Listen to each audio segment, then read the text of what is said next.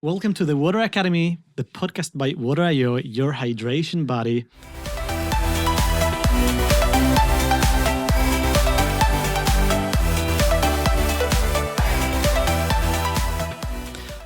Today, we have a very special guest, Briar-Rose, the youngest female competitor in the Boston Marathon, with Olympic aspirations and incredible running journey. Hi, Rose. Exciting. We're excited to have you. Thank you for having me. Thank you for coming. Thank you for joining us. Maybe we could start by you telling us a bit about yourself and how you first got into running. I first got into running as I needed a cross training for figure skating. So that's how I first got into running, because that increased my strength and endurance. For what? Finger strain? What sport was that? Figure skating. What's that? Like ice skating. Oh, ice skating. Nice.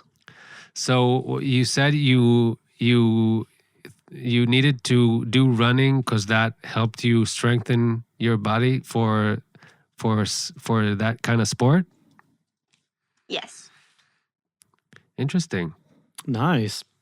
Well, as we said, you're the youngest female competitor in the Boston Marathon. I wanted to ask, how did it feel to cross the finish line?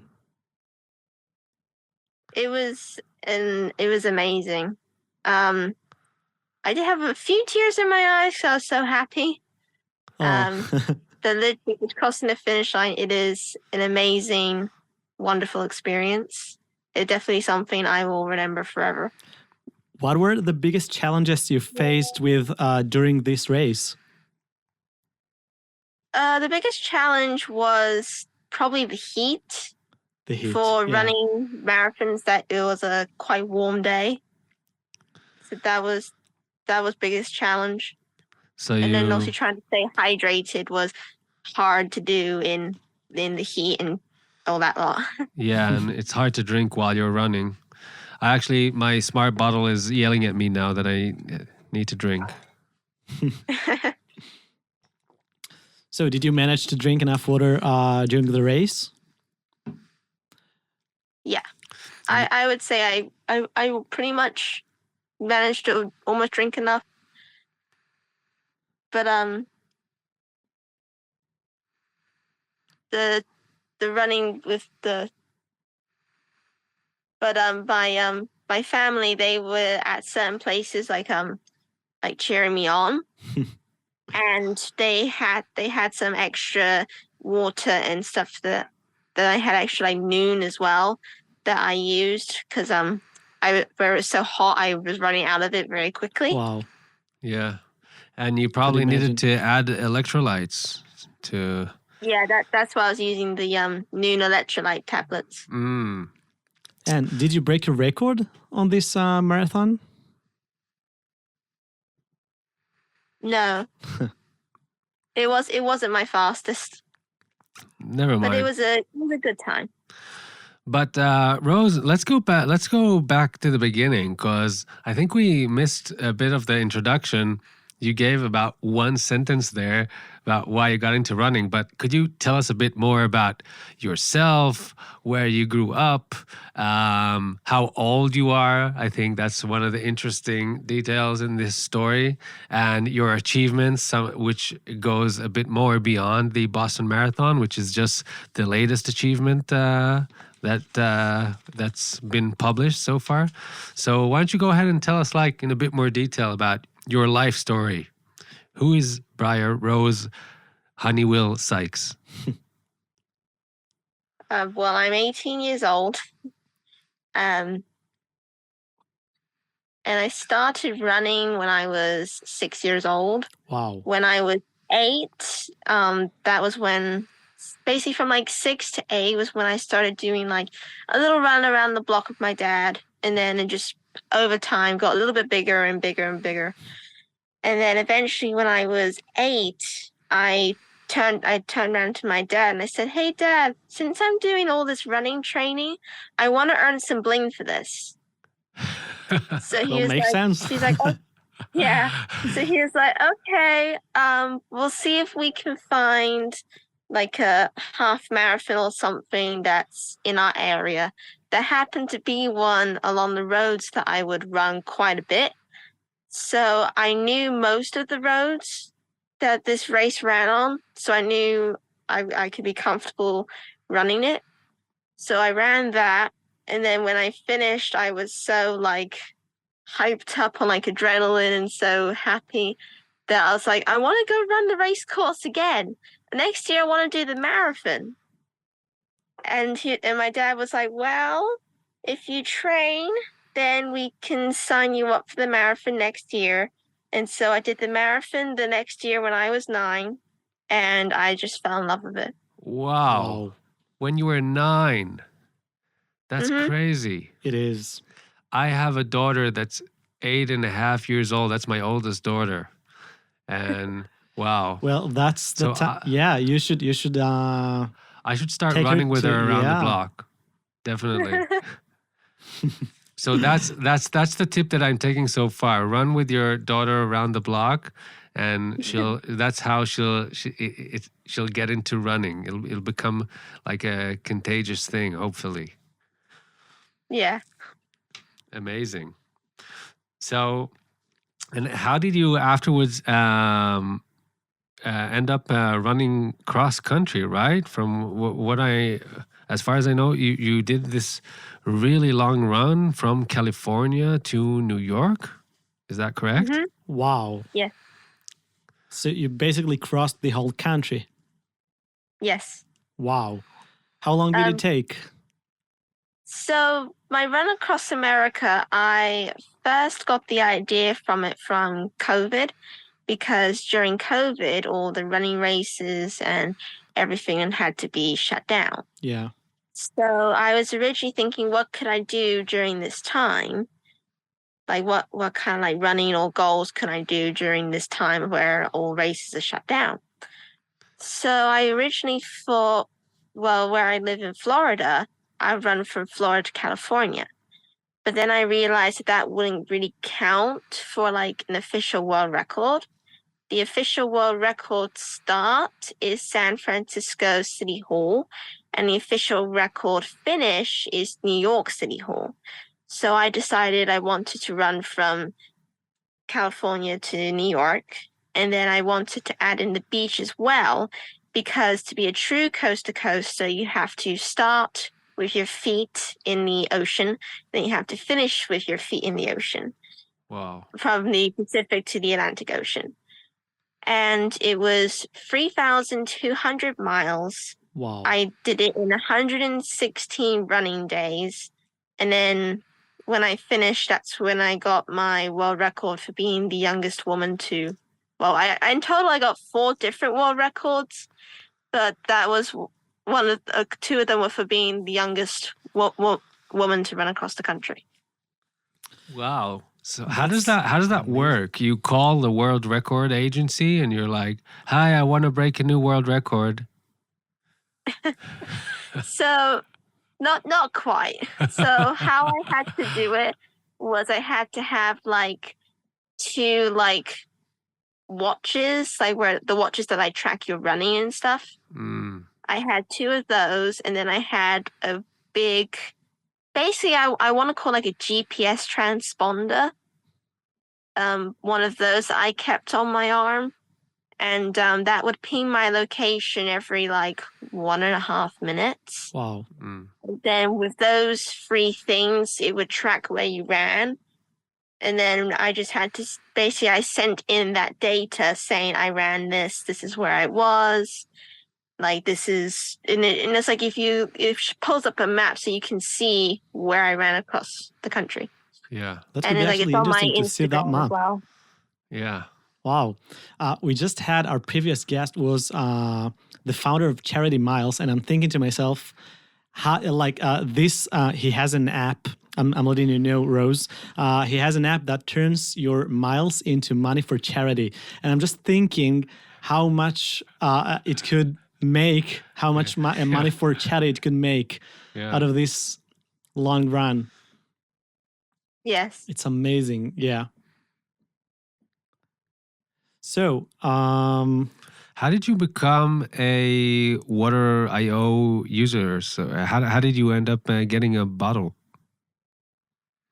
So when I was at the Boston Marathon, Noon Hydration was holding an event for Team Noon members. Hmm. And I went there and they had the water IO bottles there for us to keep. And I was very interested in it because in my like running and training and everything, I was pretty good at keeping up my hydration. But quite often outside of that, if I was like at home, like sometimes I would forget. Yeah. And I knew, and then obviously the water bottle made me realize how important hydration is, like not just in your running training, it's also very important even when you're at home For sure. and then throughout the whole day. yeah. How is using Water IO bottle helped you in maintaining your hydration levels? It's helped me maintain the hydration levels through pretty much, obviously it's helped me like drink more water because it reminds me, it's like, hey, you haven't drunk water for a while, make sure you remember to drink your water. So that's pretty much like the main way it's helped me drink more. Yeah. Sounds to me like you're also a competitive person. So I'm guessing that when you see in the app that you need to reach that goal, you're going to reach that goal. Yeah. I always try and go over the goal. Not surprising to from break someone who broke a world Yeah. record. Wow. Cool, interesting. So this is so inspiring and amazing to hear like how you always you looked how to go beyond the limits and break world records. Really amazing. So now, from what I know, you're aiming for the 2028 Olympics, correct? Yes. For For running marathons. Wow. for the marathons, Yes. the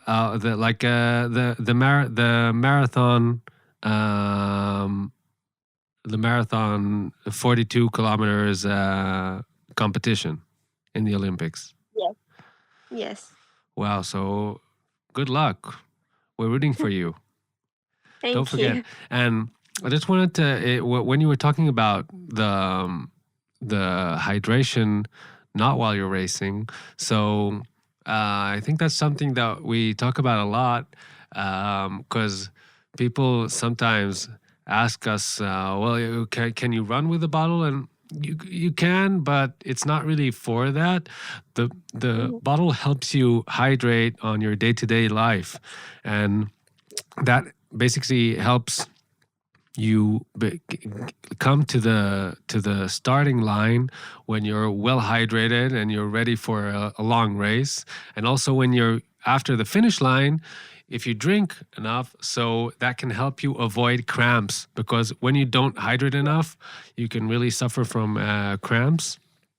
And I think that's the story behind our product and what we're trying to help people achieve. It really makes a difference in recovery time too. Glad True to hear that. that on the record. All right, so I think we have to start wrapping up. Do you want to ask our traditional question? Yeah, sure. By the way, they didn't do our traditional tilt. Let's do that real quick now. Oh my God. 1, 2, 3. Mine is red. We're both red. No, we're both orange. So Not good. yeah, we're both haven't drank enough, probably. Yeah, that's a shame.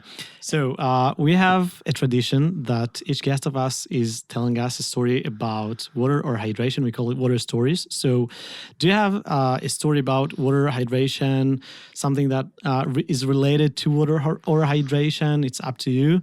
They want to tell us? I do actually have one funny story. Was that there was a race I did, And again, that one was hot as well. And what I would do is that the aid stations, I would like pick up the cup of water and I would chuck it on my head because it would help me cool down. And then at one of the races, or one of the aid stations, the cups, they weren't different cups. And I accidentally picked up a cup of Gatorade and I chucked that all over my head. So my head Oh. and face, everything was sticky. Oh man. I can't imagine. Oh, wow. But I guess when you're running and sweating, and in the next station Yeah. you could pick a cup of water and just wash it off. That's what I did. I was like, please, I need water. Well, that's funny. Thank you for sharing. Amazing. All right. So glad to heard from this amazing young woman, Briar-Rose, who completed the Boston Marathon not long ago, the youngest girl to ever complete the Boston Marathon. And a lot more marathons. And a lot more than that. Actually, world record running cross country. From what I know, 19 marathons and 20 half marathons. Am I right? Yes. Amazing. Well, more than 20. Oh, Wow. By the way, your accent is British? Pretty much. So you grew up in England? No, I grew up here in America. Oh, so how is your How accent come? British? Pretty much my parents. Oh, they're both from England originally? Yeah. Awesome. Nice. Cool. So if you want to break a world record, you need to buy the Water.io bottle. If you want to learn more about Water.io, hop on our website, water.io. If you want to learn more about Rose, you can check on Google Briar-Rose Honeywill-Sykes and read about her amazing story. Thank you so much for joining us today, Rose. Sorry. Thank you, Rose. It's really an honor for us to be part of your hydration and well-being while you're training for the next Olympics. And thank you for all the listeners who joined us on this episode, and we'll see you on the next one.